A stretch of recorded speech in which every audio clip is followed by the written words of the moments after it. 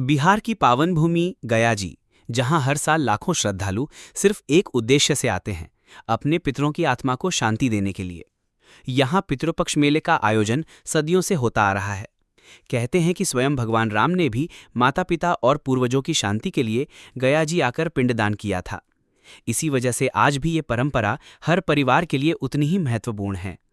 सुबह सुबह जब फल्गु नदी के किनारे सूरज की पहली किरणें पड़ती हैं, तो नदी तट पर बैठकर पंडित मंत्रोच्चारण शुरू करते हैं।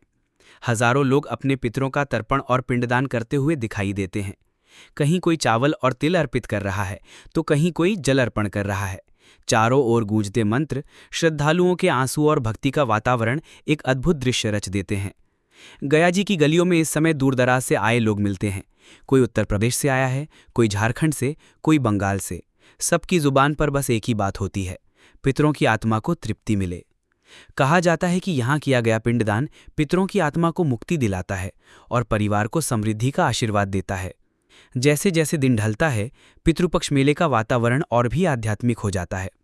नदी किनारे जलते दीपक, श्रद्धालुओं की प्रार्थना और महाबोधि मंदिर की छटा सब मिलकर ऐसा एहसास कराते हैं मानो पूरा वातावरण ही पवित्र हो गया हो।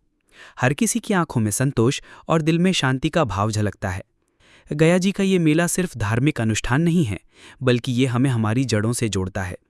ये हमें याद दिलाता है कि हम चाहे कितनी भी ऊंचाइयां पा लें, लेकिन अपने पितरों का स्मरण करना, उन्हें श्रद्धांजलि देना और उनका आशीर्वाद लेना जीवन का सबसे बड़ा धर्म है।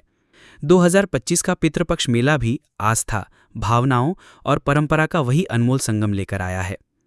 गया जी की ये भूमि सदा कहती है, हे पितरों, आपको शांति मिले, हम आपके आशीर्वाद से ही हैं।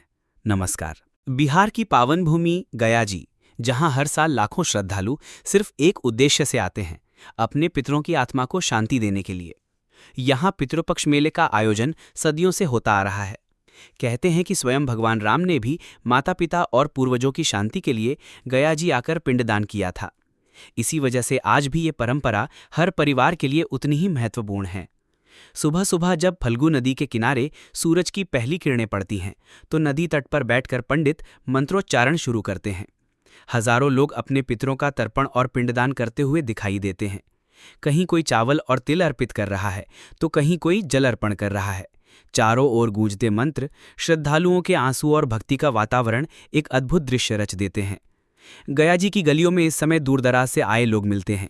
कोई उत्तर प्रदेश से आया है, कोई झारखंड से, कोई बंगाल से। सबकी जुबान पर बस एक ही बात होती है, पितरों की आत्मा को तृप्ति मिले।